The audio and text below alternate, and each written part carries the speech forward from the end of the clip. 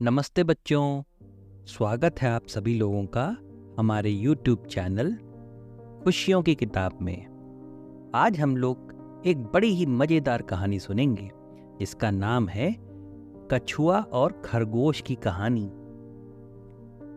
एक बार की बात है बच्चों, एक हरे भरे जंगल में दो बहुत अलग अलग जानवर रहते थे।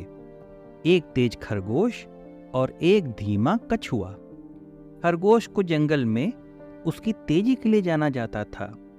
वह अक्सर खुद को सबसे तेज मानकर गर्व करता था।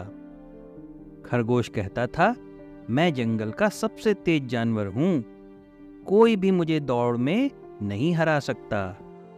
और वहीं दूसरी ओर कछुआ, जो हमेशा शांत और धैर्यवान था, खरगोश के भगाने में कभी शामिल नहीं होता था।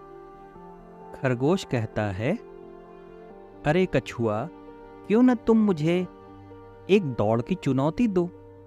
मुझे यकीन है तुम जरूर हार जाओगे। कछुए ने शांतिपूर्वक तरीके से चुनौती को स्वीकार कर लिया। उसने कहा, ठीक है, मैं चुनौती को स्वीकार करता हूं। दौड़ का दिन आ गया।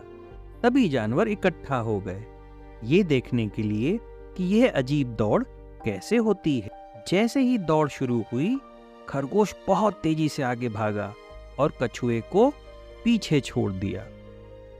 खरगोश अपनी तेजी पर विश्वास करते हुए दौड़ के बीच में सोने का निर्णय लिया और उसने कहा, मेरे पास जीतने के लिए तो काफी समय है। उसने यह सोचा। इस बीच कछुआ लगातार और स्थिरता के साथ चलता रहा, कभी नहीं रुका। धीरे धीरे कछुआ दौड़ के खत्म होने की ओर बढ़ता गया। जैसे जैसे खरगोश सोता रहा, कछुआ धीरे धीरे समाप्ति रेखा की ओर बढ़ता गया। वह दौड़ में सबसे पहले पहुंचने वाला था।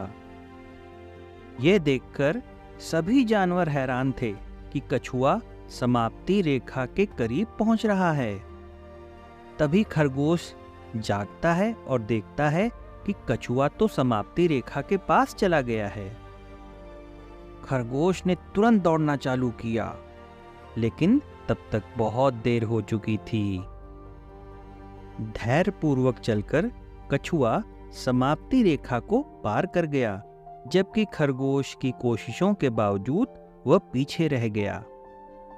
सभी जानवरों ने कछुए की जय जयकार की और खरगोश ने उस दिन एक महत्वपूर्ण सबक सीखा।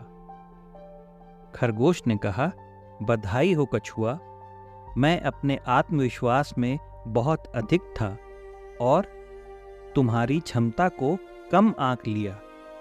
मैंने सीखा कि धैर्य और निरंतरता बहुत महत्वपूर्ण होते हैं। कछुआ भी खरगोश का धन्यवाद करता है और कहता है, यह हमेशा तेजी के बारे में नहीं होता, बल्कि आगे बढ़ते रहने के बारे में होता है।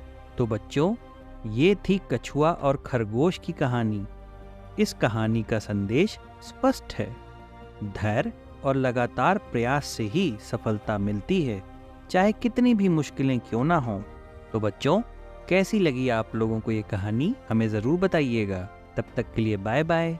मिलते हैं अगली कहानी में।